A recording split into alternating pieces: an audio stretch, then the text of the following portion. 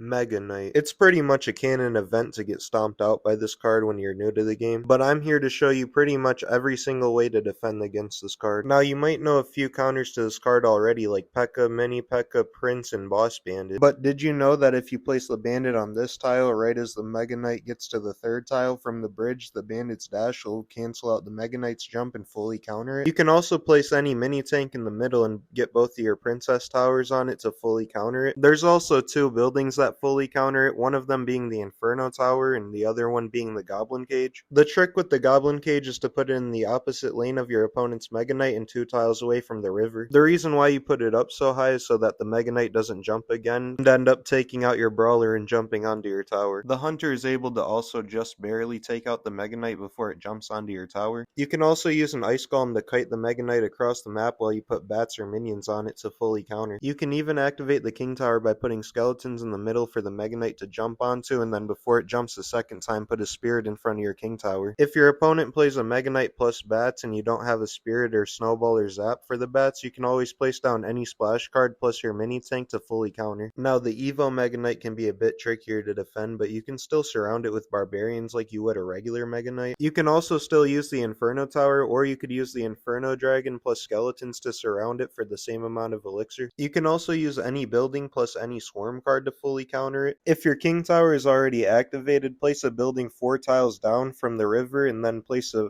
cheap card like Ice Spirit or Skeletons to block the jump so your building stays alive for longer, and that should fully counter. If your deck has 2 mini tanks, place one to get the Mega Knight to jump onto it and then place one above the Mega Knight so when it knocks it back it can still target it. The only problem with this strategy of defending is that it could be a negative elixir trade depending on which mini tanks are in your deck. If your opponent decides to support the Evo Mega Knight with a Witch, defend just the Mega Knight with the building and your Spirit the same way you would regularly without the Witch there, and then put your mini tank on top of the Witch. This also works against any range support unit they put behind it. Or if you want to get your King Tower activated, you do the same thing but let the Mega Knight jump onto your building, and then as it's about to jump the second time, put something cheap in front of your King Tower, and then you should have your King Tower activated, and that'll make defending a lot easier. Now let's say they go in for a heavy hitting single target unit like the Prince. Place your building down low but put your mini tank in front of it to distract the Mega Knight. Kinda want to put your mini tank in the opposite lane, trying to keep it as far away from their Prince as possible. And as their Mega Knight is jumping towards your mini tank, you want to put your swarm units behind it. That way it'll distract their Prince long enough for your mini tank and building to take out the Mega Knight, and then your mini tank will clean up the Prince. Also, just anytime they play a Mega Knight in the back, you want to go in opposite lane with your win condition to apply pressure so they have to spend elixir defending it instead of pushing. That's how you stop a Mega Knight player from building up like a Mega Knight, Prince, Witch, and E-Barbs push on you. Also, if you're struggling against Mega Knight because it keeps taking out your pushes, stop stacking everything together for more Mega Knight value. So if you know your opponent has a Mega Knight, space out your pushes more and you'll be more effective at breaking through. And if you can't break through an Evo Mega Knight because it keeps pushing things back like your Royal Giant or Hog Rider, just play a bit more passive, defend everything they throw at you, and eventually they'll get desperate and try and cycle their Evo Mega Knight in the back to build up a push, and that's when you can go in. Or if you know they have their Evo Mega Knight in cycle, don't build up a giant push just to get clapped by it. Go in with just your win condition like Royal Giant or Hog Rider so that they'll waste their Evo Mega Knight defending that, and then it's a negative elixir trade for them. And by the time the Evo Mega Knight gets to the bridge, they can only put down like maybe one support unit behind it, so you should be able to defend it if you've been watching this video. And then they won't have it in cycle for your next push. If this video helped any of you at all, please like and subscribe for more videos. I can make more guides on what to defend or how to use certain cards if you'd like. Also, if you guys are on TikTok, please go follow Clash Conductor on there. He helped me record a lot of the gameplay for this video. And thank you for watching.